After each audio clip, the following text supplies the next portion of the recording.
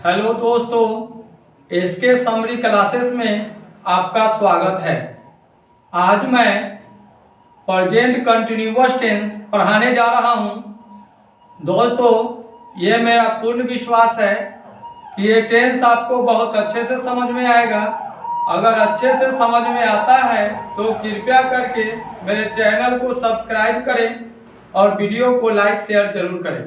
चलिए दोस्तों, इन्हीं के साथ मैं टेंस को स्टार्ट कर रहा हूं।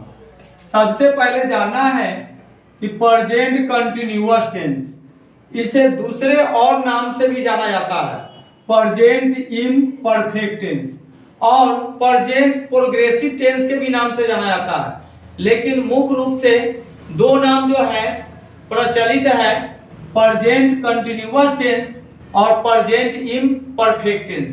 प्रेजेंट कंटिन्यूअस टेंस कहें या प्रेजेंट इम्परफेक्ट कहें, दोनों एक ही टेंस होता है।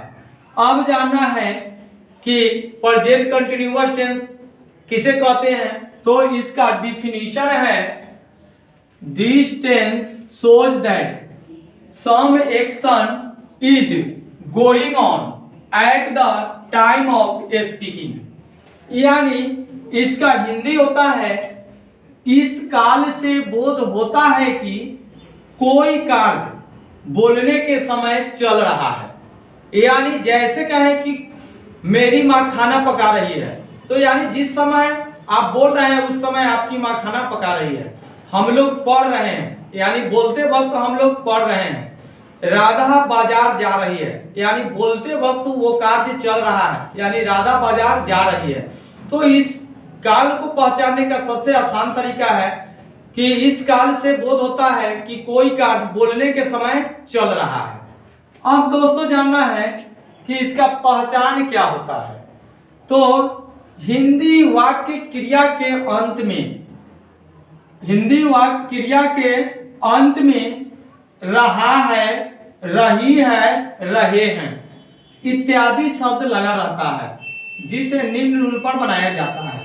अब इसकी पहचान को याद कर लेंगे कि इस टेंस का पहचान है, हिंदी वाक्य क्रिया के अंत में रहा है, रही है, रहे हैं इत्यादि शब्द लगा रहता है। जैसे हम लोग पढ़ रहे हैं, मोहन कॉलेज जा रहा है, आप लोग हंस रहे हैं, शिक्षक अंग्रेजी पढ़ा रहे हैं, सबों के अंत में आ रहा है, रही है, रहे हैं। तो दोस्तों समझ जाएंगे ये प्रेजेंट कंटिन्यूअस टेंस है। अब इसे किस रूल पर बनाया जाता है वो जानना है। तो इसका रूल होता है, subject plus is am are plus V4 plus object. तो अब हम रूल पर चर्चा करेंगे कि सब्जेक्ट मतलब होता है कर्ता, आप लोग जानते हैं, इज एम आर। अब इज एम आर कौन से सब्जेक्ट के साथ इज लगेगा, किसके साथ एम लगेगा और किसके साथ आर लगेगा। तो दोस्तों जानना है कि आई के साथ एम लगता है, he C it any name, any name का मतलब कोई नाम, उसके साथ इज लगता है, और वी यू दे के साथ आर लगता है। अब दोस्तों ये मेरा पूर्ण विश्वास है कि अब आपको इज एम आर पूर्ण रूप में समझ में आ गया होगा कि आई के साथ am, he C it any name के साथ इज और वी यू दे के साथ आर का प्रयोग करेंगे। अब जानना है कि एक एग्जाम्पल लेते हैं। हम लोग अंग्रेजी पढ़ रहे हैं, देखिए इसके अंत में है रहा है, रही है, रहे हैं लगा हुआ है, जैसे रहे हैं। तो ये समझ जाएंगे कि ये प्रेजेंट कंटिन्यूअस टेंस है। तो इसे इस रूल पर बनाएंगे। तो पहले हमको देना है सब्जेक्ट, तो हम लोग का वी, तब इज एम आर का प्रयोग करना है। तो वी के साथ देखिए यहाँ बताए हैं कि वी के साथ आर लगता है, तो वी के साथ आर लगा दिए। अब इज एम आर में से कोई एक लगाना था, लगा दिए। अब हमें V4, तो इसमें वर्ब है पढ़ना, तो पढ़ना का होता है रीड। तो मूल वर्ब के मूल रूप में आईएनजी जोड़कर V4 बनाया जाता है। तो पढ़ना का होता है रीड, तो इसमें आईएनजी जोड़ दिए, तो रीडिंग इंग्लिश। अब चाहिए ऑब्जेक्ट, तो यहाँ हो गया इंग्लिश। यानी हम लोग अंग्रेजी पढ़ रहे हैं, तो वी आर रीडिंग इंग्लिश। ये बहुत अच्छे से समझ में आया होगा आपको। अब निगेटिव सेंटेंस, दोस्तों निगेटिव सेंटेंस किसे कहते हैं? निगेटिव सेंटेंस का हिंदी होता है नकारात्मक वाक्य। जिस वाक्य में न और नहीं का बोध हो उसे निगेटिव सेंटेंस कहते हैं। तो निगेटिव रूल है subject plus is am are plus not plus V4 plus object. अब इस रूल पर हमें सेट करना है कि मेरी माँ खाना नहीं पका रही है, तो सब्जेक्ट हो जाएगा माई मदर।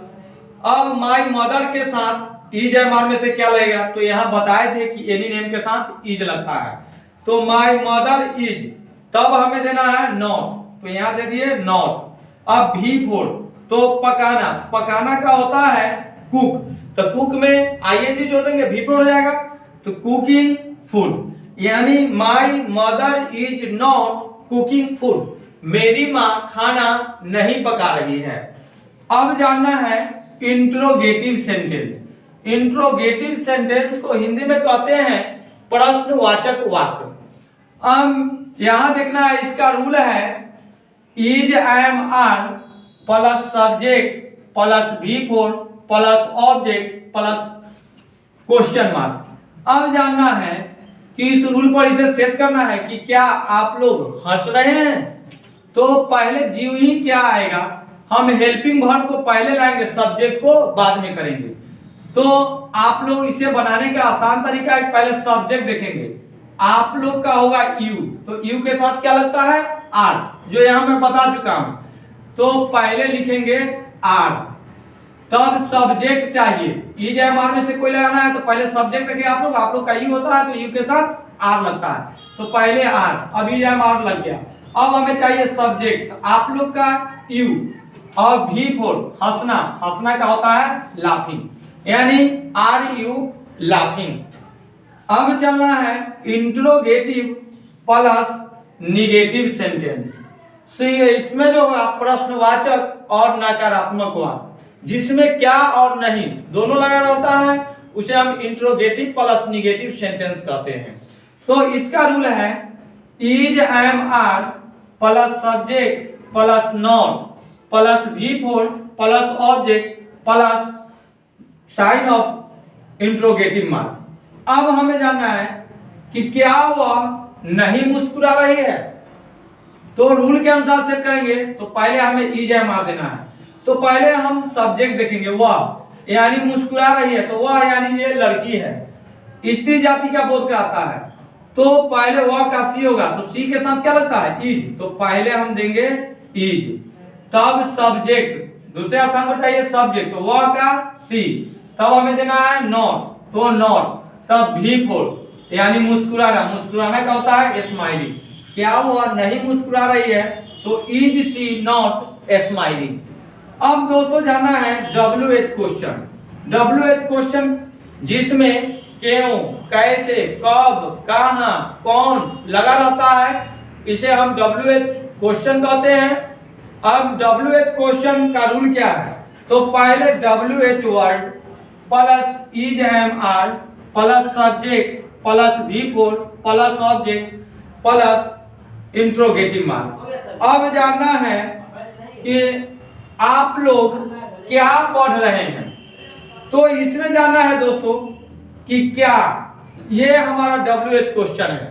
हिंदी में पहचानने के लिए आसान तरीका है कि सभी वो हिंदी वाक्य में जितने भी WH वर्ड होते हैं सबका शुरुआत क से होता है, जैसे क्यों, कैसे, कब, कहां, कौन।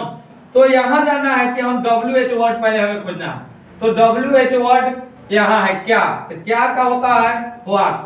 इसके बाद हमको देना है इज एम आर, तो यहाँ सब्जेक्ट देखेंगे, आप लोग का होता है यू, तो यू के साथ लगता है आर, तब पहले देंगे आर और तब हम देंगे सब्जेक्ट, आप लोगों का यू, तब हमें देना है V4, तो पढ़ना का होता है रीडिंग, यानी आप लोग क्या पढ़ रहे हैं, तो व्हाट आर यू रीडिंग।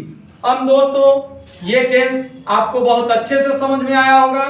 अगर अच्छे से समझ में आता है तो कृपया करके मेरे चैनल को सब्सक्राइब करें और वीडियो को लाइक शेयर जरूर करें। धन्यवाद।